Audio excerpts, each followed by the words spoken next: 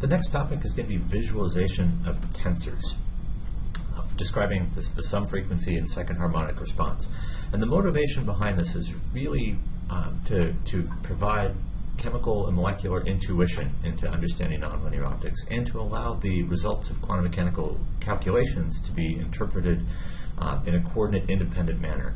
And the reason for coordinate independence is shown here, illustrated here. So we might have some visual representation, and I'll go through what each of these corresponds to in a moment, but these representations are in many ways equivalent to a set of 27 numbers that you would get from a quantum mechanical calculation. In the case of second harmonic generation, really, or sum frequency, typically only 18 of these are truly independent.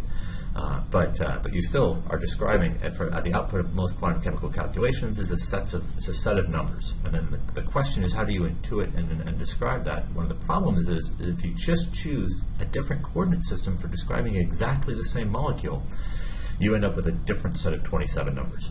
And so, is this a new result? Is it the same, or is it the same result in a different coordinate system? And then how do we manage to go back and forth between those fairly easily? It turns out that if you've got a good set of visualization tools, it's really easy to tell the difference between two similar outcomes in different coordinate systems, but it's very difficult to do so just by inspection of the numbers themselves. So part of the motivation is to simplify the interpretation in a coordinate-independent manner. The other is to provide some molecular and chemical intuition into what's driving and what's... So one motivation is to provide this coordinate-independent... So one motivation, obviously, is to provide a coordinate-independent representation of the molecular system. The other hope is that these sorts of visualization techniques provide some additional clarification in terms of the fundamental physics of the light-matter interactions. Okay, so going back. Okay, so if we recall from the previous discussion,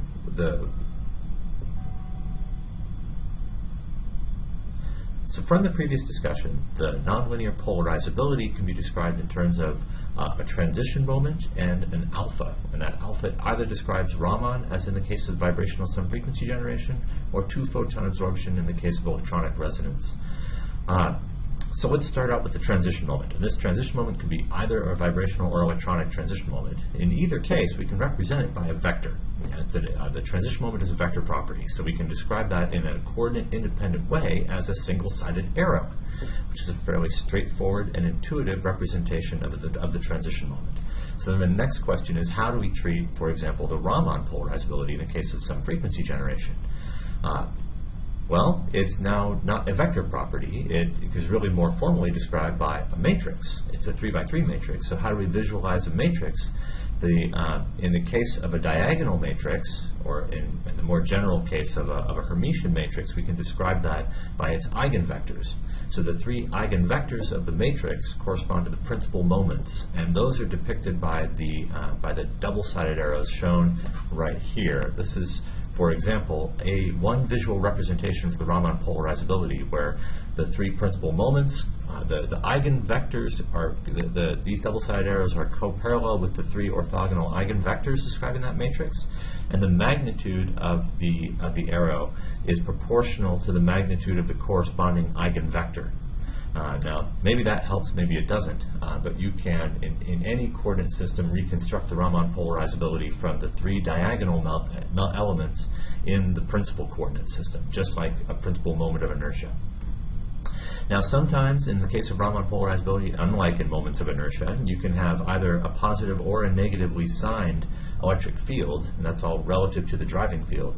In the case of a negative sign, we depict that by a red dashed arrow as opposed to a solid blue arrow. So we can keep track of both magnitude and sign for the principal moments through this simple Sagittarius representation.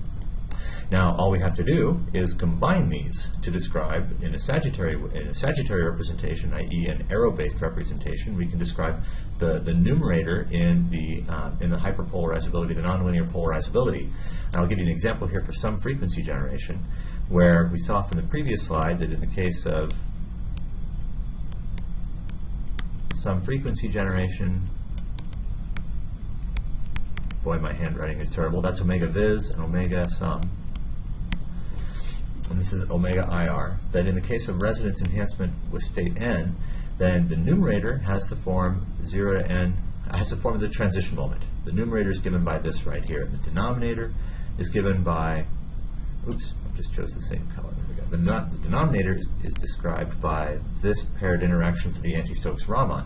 So if we have this, we know in the numerator all the polarization-dependent properties are going to be described by the transition moment for one photon absorption and the anti-Stokes-Raman tensor, and those can be depicted by this set of arrows. So the Sagittarius representation provides a manner for visualizing the resonant component of a transition moment, or the resonant component of a nonlinear polarizability in a coordinate-independent manner.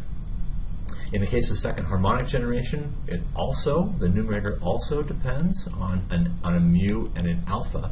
The mu in this case is now the electronic transition moment, so that would correspond to the mu being this interaction where we have a real state close to the sum frequency, or the second harmonic. So that is now the blue term corresponds to this interaction, and the red term corresponds to another alpha, but now the alpha is describing the matrix for two photon absorption. But again, that's a symmetric matrix. Typically, the Raman is assumed to be a symmetric matrix, and so if it's symmetric, we can represent it by its three eigenvectors and eigenvalues, and those can be graphically depicted just like they can for the vibrational resonance using these the simple double-sided arrows, simple set of three double-sided arrows. So in the case of the electronic contributions to SHG, or some frequency generation, we can describe those entirely by this, again, a virtually identical, in terms of design, set of single-sided and double-sided arrows.